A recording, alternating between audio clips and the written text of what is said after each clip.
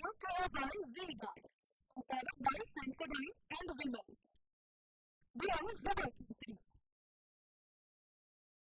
વરસાદના દ્રશ્યો તો મેં આપને બતાવ્યા. હવે નજર કરીએ રાજ્યભરમાં થયેલા વરસાદની સૌથી મહત્વની 10 તસવીરો પર. પહેલી તસવીર આપને બતાવી દઈએ અમદાવાદથી જ. અમદાવાદના ઘાટલોડિયા વિસ્તારના દ્રશ્યો. ઘાટલોડિયામાં ભારે વરસાદને પગલે નીચાણવાળા વિસ્તારમાં આવેલી સોસાયટીઓ પાણીમાં ગરકાવ થઈ.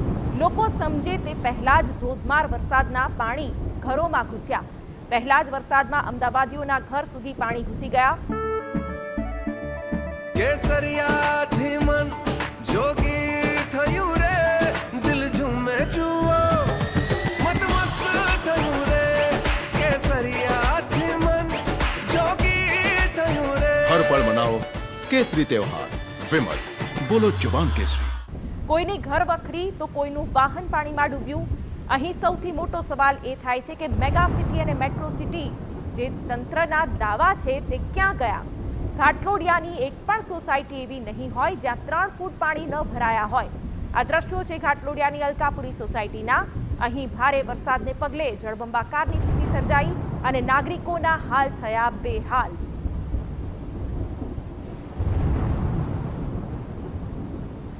અમદાવાદના વિશાલા 4 રસ્તાથી જુહાપુરા જવાનો માર્ગ પાણી પાણી થયો.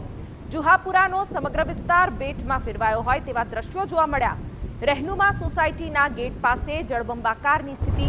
સોસાયટી પાસે સ્કૂલ કોલેજ છતાં કોર્પોરેશનની ઢીલી કામગીરી જોવા મળી. વરસાદી પાણીના નિકાલ માટે વ્યવસ્થા ન હોવાનો સ્થાનિકોનો આક્ષેપ છે. સ્થાનિકો જાતે વરસાદી પાણીના નિકાલ કરવા મજબૂર બન્યા છે. તો સરખેજ જુહાપુરા રોડ પર જળબંબાકારની સ્થિતિ છે. ઘાંચી હોલ નજીક તળાવ ભરાયું. કેડસમાં પાણી ભરાતા સ્થાનિકોને પારાવાર હાલાકી પડી. પાણીમાં ફસાયેલી કાર મહા મુસીબતે બહાર કઢાઈ.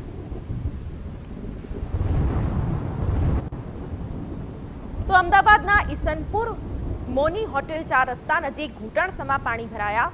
પાણી ભરાતા વાહનો પાણીમાં ગરકાવ થઈ ગયા. અડધો પોણો કલાકના વરસાદમાં ઠેર ઠેર પાણી ભરાઈ ગયા. ડ્રેનેજ લાઇનની સફાઈ નહીં થતી હોવાથી ગટરના પાણી ઉભરાયા હતા. વરસાદી પાણી બેક મારતા હોવાને કારણે ઘૂંટણસમાં પાણી ભરાયાની સમસ્યાથી અમદાવાદીઓ હેરાન પરેશાન થયા.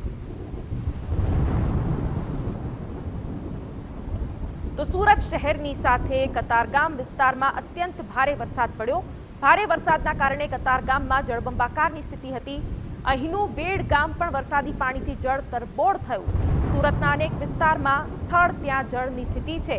ગામના કેટલાક લોકોને ઘરમાંથી રેસ્ક્યુ કરીને બહાર કાઢવામાં આવ્યા.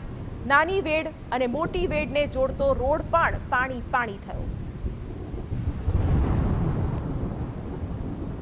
હવે વાત સૌરાષ્ટ્રની કરીએ તો અમરેલીના લાઠી પંથકમાં ધોધમાર વરસાદ પડ્યો હતો. લાઠીના છભાડિયા ગામની સ્થાનિક નદીમાં ઘોડાપૂર આવ્યા તો ગામના પુલ પર પાણી ફરી વળ્યા હતા. કેટલાક લોકો પાણી નજીક જઈને વિડીયો ઉતારતા નજરે પડ્યા હતા. સુરક્ષાની કોઈ વ્યવસ્થા ન હતી. ત્યારે સવાલ એ થાય છે કે જો કોઈ દુર્ઘટના બનશે તો જવાબદાર કોણ?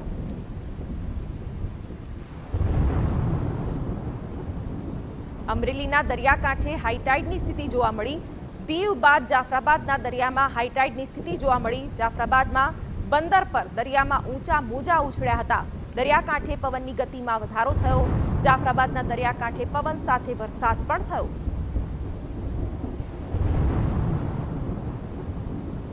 દ્વારકાના ખંભાળિયા શહેરમાં ભારે પવન સાથે વરસાદ વરસ્યો. ધોધમાર વરસાદથી રસ્તા પર ફરી વળ્યા પાણી. રસ્તા પર નદીઓ વહેતી હોય તેવા દ્રશ્યો જોવા મળ્યા. નગર ગેટ, જોધપુર ગેટ, મિલન 4 રસ્તા, સોની બજાર પાણી પાણી થયા. તો લુહાર શાળ, મોચી શાળ, રામનાથ સોસાયટીમાં ફરી વળ્યા પાણી.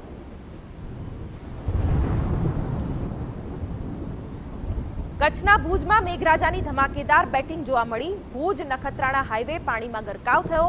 તો સામત્રામાં ભારે વરસાદ બાદ પાણી ફરી વળ્યા.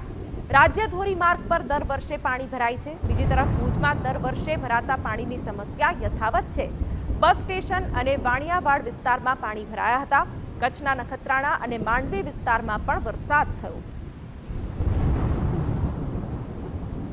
તો ભરૂચમાં ગાજવીજ સાથે ભારે વરસાદ થયો. ભારે વરસાદના કારણે કસક વિસ્તારમાં જળબંબાકારની સ્થિતિ સર્જાઈ. કસક વિસ્તારમાં વરસાદી પાણી ભરાયા હતા. ગટરો ઉભરાવાથી સ્થાનિકોએ પરેશાનીનો સામનો કરવો પડ્યો. તો સ્થાનિકોને રોગચાળો વકરવાનો પણ ભય સતાવી રહ્યો છે.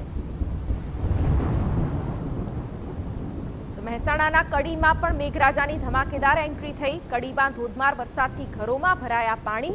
નીચાણવાળા વિસ્તારની સોસાયટીઓમાં પાણી ભરાઈ ગયા હતા. કરણનગર રોડ પરની સોસાયટીના ઘરોમાં પાણી ઘૂસ્યા. રસ્તા પર પાણી ભરાતા વાહન ચાલકો અટવાયા હતા. માર્કેટયાર્ડ રોડ, એસબી રોડ પાણી થયા, તો કડી થોડ રોડના અંડરબ્રિજમાં પાણી ભરાતા વાહન વ્યવહાર બંધ થયો. Brought to you by Vega, cooperated by Sensodyne and Vimal. Duo Zabaki.